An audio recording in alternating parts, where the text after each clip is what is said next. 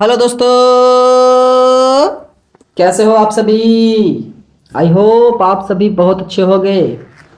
तो दोस्तों, हम लोग आज स्टार्ट करेंगे एक नए निबंध को। और आज हम लोग सीखेंगे पर्यावरण पर निबंध आएगा तो कैसे लिखेंगे। ये बहुत इंपॉर्टेंट है बच्चा, क्योंकि ये वी आई है, मतलब बहुत बार आपके एग्जाम में आ चुका है, बोर्ड एग्जाम्स में, है ना। तो अगर आपके एग्जाम में आते हैं निबंध तो उसको कैसे लिखेंगे, क्या क्या लिखेंगे, ये सारे चीज़ हम लोग इस वीडियो में सीखेंगे।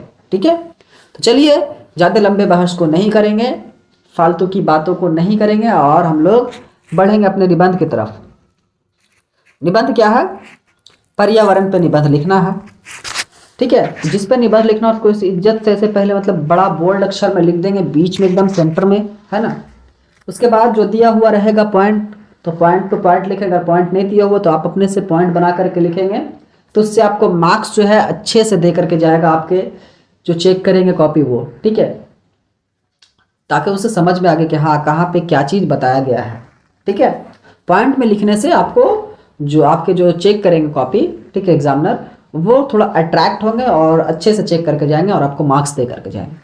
ठीक है, आइए भूमिका में देखते हैं क्या है पर्यावरण के बारे में। पर्यावरण हमारे चारों ओर की वह प्रकृति और मानव निर्मित वस्तुएं हैं जो जीवन के अस्तित्व के लिए आवश्यक है। इसमें जल, वायु, मृदा यानी मिट्टी, वन, जीव जंतु और अन्य प्राकृतिक संसाधनें शामिल है ना। एक स्वस्थ और संतुलित पर्यावरण हमारे जीवन की गुणवत्ता को बनाए रखता है और मानव जीवन के लिए आवश्यक संसाधन प्रदान करता है ना। पर्यावरण क्या है? तो हमारे आस पास मौजूद हर वो चीज जिसे प्रकृति ने या फिर हमने बनाया है वो क्या है? पर्यावरण है ना। जैसे मैं बता दिया गया है, मिट्टी, पानी, हवा, फिजा सब कुछ क्या है? तो पर्यावरण ही है। ठीक है, आइए देखते हैं पर्यावरण की समस्याएं क्या है। देखिए पर्यावरण की समस्या, आजकल क्या पर्यावरण पर कई प्रकार की समस्याएं उत्पन्न हो चुकी है। यानी हमारे आसपास बहुत से समस्याएं उत्पन्न हो चुकी है, जिनमें वायु प्रदूषण, जल प्रदूषण, मृदा प्रदूषण, जंगलों की कटाई और जलवायु परिवर्तन प्रमुख है ना। बोल रहा है कि पर्यावरण में बहुत सी समस्याएं हुए हैं, जिनमें वायु प्रदूषण, जल प्रदूषण, मृदा प्रदूषण, ये सब जो प्रदूषण है बहुत ज्यादा है ना। प्रदूषण क्या होता है? प्रदूषण का मतलब होता है गंदगी। प्रदूषण का मतलब क्या होता है? गंदगी, है ना। वायु जो है वो गंदे हो चुके हैं हमारे अत्यधिक वाहनों के प्रयोग से, है ना, वाहनों के उपयोग से, फिर बहुत से कल कारखानों के उपयोग से। जल भी आपकी प्रदूषित हो चुकी है बहुत ज़्यादा प्लास्टिक वगैरह यूज करने से, है ना, जहाँ तहाँ कूड़ा करकट फेंक देने की वजह से, है कि नहीं। इस वजह से आपके जल भी प्रदूषित हो चुकी है, मिट्टी भी प्रदूषित हुई है उन्हीं कूड़ा करकट, जल, शीशे वगैरह जहाँ तहाँ फेंकने की वजह से। क्या हुआ है कि मिट्टी में प्लास्टिक की जो मात्राएं हैं और अधिक मात्रा में जो हम लोग खाद छिड़काव करते हैं फसलों में, उसकी वजह से मिट्टी भी जो है अपनी ताकत खो चुकी है, जिसकी वजह से फसलें जो होती है वो बहुत ज़्यादा कमज़ोर होती है। जितना हम चाहते हैं कि हाँ भाई एक कट्ठा जो ज़मीन है उसमें कम से कम 40 किलो 50 किलो फसल हो जाए, तो वैसा अब क्या होता है? नहीं हो पाता है ना। तो इन सब का कारण जो है वो क्या है? प्रदूषण है और हमारे द्वारा फैलाए गए गंदगियां है ना। जंगलों की कटाई, पेड़ों की कटाई हो रही है, जिस वजह से क्या होता है? मौसम में फेरबदल हो गया है। जिस वक्त ठंडा होना चाहिए, जितना ठंडा कभी ज़्यादा चल जाता है तो कभी कम होता है। गर्मी जो है पेड़ों की कटाई की वजह से एकदम पीक पे जाती है, इतना ज़्यादा गर्मी हो जाती है। आप लोगों ने महसूस किया होगा 2023 और 24 का गर्मी, है ना, कितना खतरनाक था, है ना। सर पे ऐसा लगता है जैसे कि सूरज आग उगल रहा है। ये सब चीज़ें आप लोगों को समझ में आता ही है ना। आगे क्या है देखते हैं। उद्योग और वाहनों से निकलने वाली जहरीली गैसें, रासायनिक कचरा और अत्यधिक शहरीकरण पर्यावरण को नष्ट कर रहे हैं। इसके परिणाम स्वरूप पर्यावरण असंतुलन बढ़ रहा है, जिससे प्राकृतिक आपदाएं जैसे बाढ़, सूखा, तूफान अत्यधिक होने लगे हैं, है ना। आप लोगों को बता चुका हूँ कि गंदगी फैलाने की वजह से पर्यावरण जो है हम लोगों से नाराज हो गया है और वो क्या कर रहा है, अब हम लोगों पर गुस्सा दिखा रहा है कि भाई आप लोग मेरे को बर्बाद किए हो, तो अब हम भी तुम लोगों को बर्बाद करेंगे। तो इस वजह से क्या करती है, वो आपदाएं ला रही है जहाँ तहाँ, जहाँ पे आने की बहुत ज़्यादा मिला करता था पानी, वहाँ पे क्या हो गया, सूखा पड़ गया है। बहुत जगह पे जहाँ सुखाड़ होता था वहाँ पे बाढ़ आ जा रहा है ना, जिसकी वजह से है ना धन जन मन सब चीज़ों का क्या हो रहा है, नुकसान हो रहा है ना। बाढ़ की वजह से बहुत से घर बह जा रहे हैं, फसलें बर्बाद हो जा रही है, सूखा की वजह से तो फसल होगी नहीं। लोग क्या करेंगे, वहाँ छोड़ करके प्लान करेंगे शहरों की तरफ।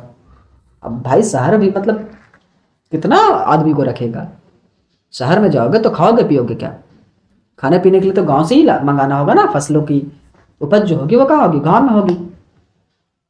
लेकिन आपके गंदगियां जो आप फैला रही हैं उसकी वजह से क्या होगी, आपके शहर के साथ साथ गांव भी तबाह है ना। आइए समझ में आई, ये समस्या है हमारे पर्यावरण आजकल झेल रहा है। अब हम लोग जानेंगे कि पर्यावरण को संरक्षण के उपाय, यानी पर्यावरण को कैसे बचाया जाए। तो सबसे पहली बात, पर्यावरण की सुरक्षा के लिए कई उपाय किए जा सकते हैं। इनमें वृक्षरोपण, जल स्रोत का संरक्षण, कचरे का सही निपटान, प्रदूषण नियंत्रण और हरित ऊर्जा स्रोत का उपयोग शामिल है ना। इसके अतिरिक्त सरकारों को कड़े पर्यावरण नियम को लागू करना चाहिए और लोगों को पर्यावरण के प्रति जागरूक करना चाहिए। ठीक है, समझ में आई बात। क्या करा, पर्यावरण को अगर सुरक्षा देना है तो इसके बहुत से उपाय हैं, जिनमें हम लोगों को क्या करना चाहिए, अधिक से अधिक वृक्ष रोपना चाहिए। अरे भाई आप नहीं 100 पेड़ रोपो, नहीं रोपो, लेकिन कम से कम हर एक इंसान को अपने घर के सामने तो कम से कम 2 वृक्ष रोपने चाहिए। उससे क्या होगा, आपके घर खूबसूरत दिखेंगे, आपके घर में सुधावा जाएंगे, है ना। अरे भाई नीम का पेड़ लगा दो, बहुत जल्दी हो जाएगा। कुछ फल फ्रूट्स के पेड़ लगा दिया करो, आम के, अमरूद के, इन सब पेड़ों लगाओगे तो मैं मानता हूँ कि इनमें ज़्यादा ऑक्सीजन नहीं निकलता है, लेकिन जितना भी निकलता है उतना काफ़ी है आपके लिए यार। अगर हर इंसान 2-2 पेड़ लगा दे अपने घर के सामने, है ना, तो क्या होगा, हरियाली ऐसे ही आ जाएगी। अब अगर आप नहीं लगा सकते हो तो छोड़ो, कोई बात नहीं, आप पेड़ काटना छोड़ दो, पर्यावरण खुद ब खुद अपने आप को हरियाली कर लेगा, है ना। फिर क्या करना कह रहा है कि जल स्रोत का संरक्षण, यानी कि जो जल स्रोत है हमारे हैं, नदी नाले आहार, इन सब में जो जल होती है उनको क्या करना चाहिए, जमा करके रखना चाहिए। उनमें कचरे नहीं फेंकना चाहिए, उनमें गंदगियों को नहीं फैलाना चाहिए, है ना। फिर आप जो फसलों को उपजाते हो उनमें ज़्यादा खादों का उपयोग नहीं करना चाहिए, रसायन पदार्थ का उपयोग नहीं करना चाहिए। हम लोग केमिकल्स यूज करते हैं, हमें क्या करना चाहिए, ऑर्गेनिक खेती करना चाहिए। कैसी खेती, ऑर्गेनिक खेती, जिससे क्या होगा, फसल बहुत अच्छा होगा। अगर हम लोग साइंटिफिक तरीके से फसलों को उपजाएंगे, थोड़ी सी मेहनत है ज़्यादा, थोड़ी सी मेहनत ज़्यादा लगती है, लेकिन वो फसल जो होगी वो आपके शरीर सेहत के लिए भी अच्छी होगी, आपके मिट्टी के लिए भी अच्छी होगी, आपके आने वाले जो वंशज है उनके लिए भी अच्छी रहेगी, है ना। तो हमें इन सब चीज़ों पे ध्यान देना चाहिए। हम लोग क्या करते हैं, अब गए चचा हो एक तो समोसा दा, हाँ लिए खाए, प्लास्टिक था, पेपर था, जो था फेंक दिए जहाँ तहाँ, क्या हुआ, कचड़ा जहाँ तहाँ उड़ रहा है ना। बाहर गए, पानी का बोतल लिए, पिए, फेंक दिए जहाँ तहाँ, वो क्या होगा, मट्टी में जाकर के धंसेगा, प्रदूषण होगा मिट्टी को, है ना। अब यहाँ से मान के चलो 1 किलोमीटर भी अगर हमको जाना है दुकान के लिए, तो क्या करेंगे, स्कूटर निकालेंगे। अरे भाई मैं बहुत लोगों को देखा, अपने बहुत से दोस्तों को देखा हूँ यार, 1 किलोमीटर के डिस्टेंस में भी जाना हो ना अगर छोटे मोटे काम के लिए, तो स्कूटर से जाएंगे।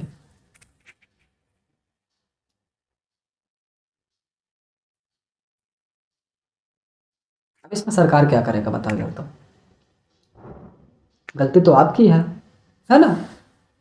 सरकार कानून बनाता है और उससे ज़्यादा हमारे जनते चालू एकदम, मतलब बोले तो महाचालाक इंसान है, कानून को तोड़ने भी उन्हें जानता है। पता है उसको क्या करेगा, कौन सा पुलिस हमको आकर पकड़ेगा यार, नहीं पकड़ेगा, जानता है। आज बहुत से शहरों में, खास करके मैं जहाँ रहा हूँ कलकत्ता, वहाँ की स्थिति ये है कि लोग जहाँ मन होता है वहाँ पे थूकता है, जहाँ मन होता है वहाँ पे कचरा फेंकता है। कलकत्ता जैसा जो शहर है, इतनी गंदगियां यहाँ है। बहुत से इलाकों में अगर आप जाओगे तो इन कचड़ों के रिएक्शंस की वजह से शाम में उन कचड़ों में ऑटोमेटिक आग लग जाती है, रिएक्शंस की वजह से, रासायनिक अभिक्रिया की वजह से उनमें आग लग जाती है बाबू। बताओ हम लोग कितना मतलब गिर चुके हैं, बताइए। तो अगर इनको नियंत्रित करना है तो हम लोग को क्या करना पड़ेगा, अच्छी चीज़ों को अपनाना पड़ेगा, है ना। कम वाहनों का उपयोग करना पड़ेगा, है ना। पानी की जो जमाव है उसे सही जगह पे करना चाहिए, कचड़ों को सही जगह पे फेंकना चाहिए। ये सब चीज़ तो बच्चों को सिखाया जाता है यार, 4-5 के बच्चों को सिखाया जाता है। आप पढ़ लिख करके अगर गलत कर रहे हो यार तो आपके पढ़ाई का कोई मतलब नहीं, उससे बढ़िया जाहिर रहते, गोबर गणेश बन जाते, है ना।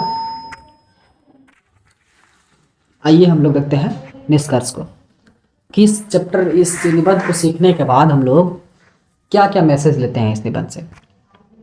तो पहले, पर्यावरण संरक्षण हमारे अस्तित्व के लिए अत्यंत महत्वपूर्ण है ना। पर्यावरण संरक्षण यानी पर्यावरण को बचाना ही होगा, तभी हम लोग एक अच्छा जीवन जी पाएंगे। अगर नहीं बचाएंगे तो हमारी हालत बहुत बुरा होने वाला है। आप देख रहे हो कितने खतरनाक खतरनाक बीमारियों से हम लोग जूझते हैं यार, कैंसर, टाइफाइड, मलेरिया, है ना। बहुत कुछ साल पहले आप लोगों ने एक वायरस का शिकार हुआ है सब लोग, है ना। तो वो सब क्या, गंदगी की वजह से, है ना। हम सभी को पर्यावरण को बचाने के लिए अपनी जिम्मेदारी समझनी चाहिए और जीवन शैली में बदलाव लाना चाहिए, ताकि आने वाली पीढ़ियों को एक सुरक्षित और स्वच्छ पर्यावरण मिल सके। यही पर्यावरण संतुलन और समृद्धि की कुंजी है ना।